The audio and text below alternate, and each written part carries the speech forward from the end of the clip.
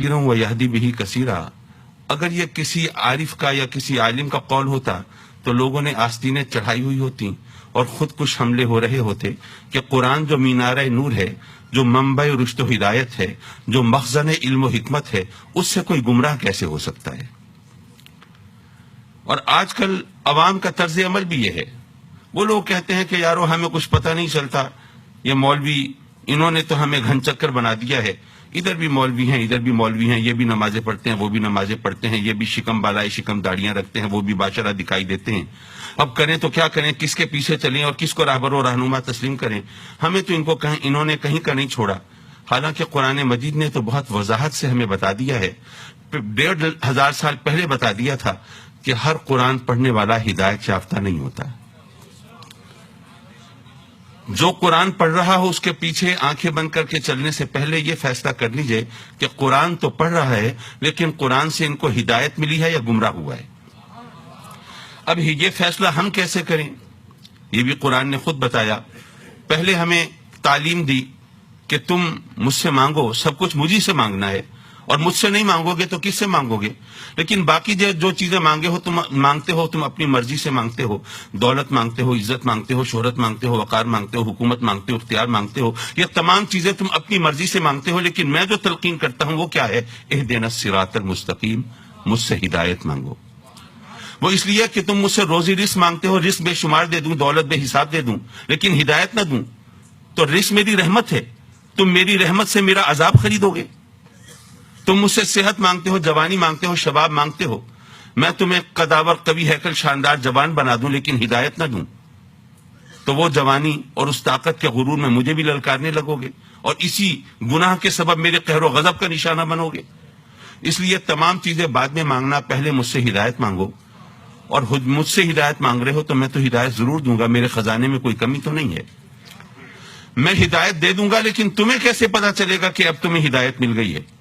یہاں ورغلانے والے بھی ہیں، بہکانے والے بھی ہیں، اللہ رسول کا ذکر کرنے کے بہانے حرمین شریفین سے اٹھا کر لے جانے والے بھی ہیں۔ تو ہدایت تو میں دے دوں گا، لیکن تمہیں کیسے یقین آئے گا؟ تمہیں کون بتائے گا؟ کہ آپ جبریل آ کر بتائیں گے جی پہلے آپ ذرا تھوڑا سا ڈیویٹ کر گئے تھے، اب آئے ہیں صراط مستقیم پر، اس پر استقلال سے قائم رہیے گا؟ جب مجھ سے ہدایت مانگی ہے تو اتنی آسانی سے ہدایت دوں گا کہ پھر بھٹکنے کی گنجائش نہیں بچے گی۔ وہ کیسے؟ مجھ سے جب ہدایت مانگی ہے تو ساتھ ہی یوں بھی کہو صراط الذین انعمت علیہم۔ یہ کتنا آسان راستہ ہے اس کا میں ذرا سیدھے طریقے سے بتا دوں، ایک مثال کے ذریعے عرض کرتا چلوں۔ فرض کیجئے، اب ظاہر ہے کہ میں یہاں کے پس منظر میں جو مثال دوں گا اگر اس میں ذرا تھوڑا سا ادھر ادھر ہو جاؤں تو معاف کر دیجیے گا، میری مجبوری کا سہارا لے کر۔ دلی سے فرض کیجئے 200 میل پرے کسی گاؤں میں، کسی دیہات میں، کسی ریموٹ ایریا میں، پسماندہ علاقے میں رہنے والا ہوں، میرا کوئی عزیز، کوئی رشتہ دار دلی کے ایئرپورٹ پر آ رہا ہے، میں اس کو ریسیو کرنے کے لیے آتا ہوں، میرے پاس اپنی گاڑی ہے، ڈرائیور ہے، سواری ہے، دلی شہر میں انٹر ہوتا ہوں، گاڑی کھڑی کرتا ہوں، لوگوں سے پوچھتا ہوں کہ جناب ذرا بتائیے ایئرپورٹ کا راستہ دکھا دیجئے۔ لوگ کہتے ہیں کہ اتنی دور سے آیا ہے، اس کو ذرا صحیح طرح گائیڈ کرنا چاہیے۔ انہوں نے مجھے گائیڈ کرنا شروع کیا، جی یوں چلے جائیے، ایک راؤنڈ اباؤٹ آئے گا، اس سے یوں مڑ جائیے گا، پھر ایک چوک آئے گا، اس سے فلاں سڑک نکلے گی، پھر آگے فلائی اوور آئے گا۔ میں سن کے حیران پریشان، بھائی میں دیہات سے آیا ہوں، نہ وہاں فلائی اوورز ہوتے ہیں، نہ اتنے راؤنڈ اباؤٹ ہوتے ہیں، نہ اتنے چوک ہوتے ہیں، نہ اتنی سڑکیں ہوتی ہیں، نہ اتنی گاڑیوں کا رش ہوتا ہے۔ خدا کے لیے میں 200 میل کا سفر کر کے یہاں آیا بیٹھا ہوں اور اب 10 15 20 کلومیٹر کی باتیں رہ گئی ہے، خدا کے واسطے میری رہنمائی کر دو۔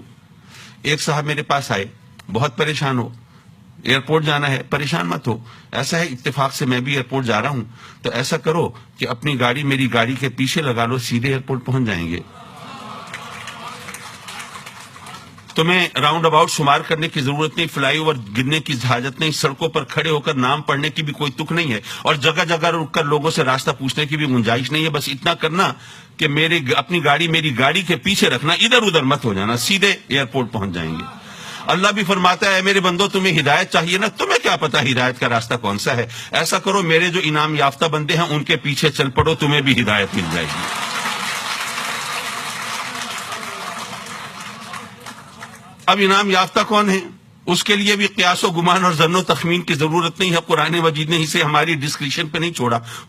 قرآن مجید میں وضاحت فرما دی، فَأُولَٰئِکَ مَعَ الَّذِينَ أَنْعَمَ اللَّهُ عَلَيْهِمْ مِنَ النَّبِيِّينَ وَالصِّدِّيقِينَ وَالشُّهَدَاءِ وَالصَّالِحِينَ۔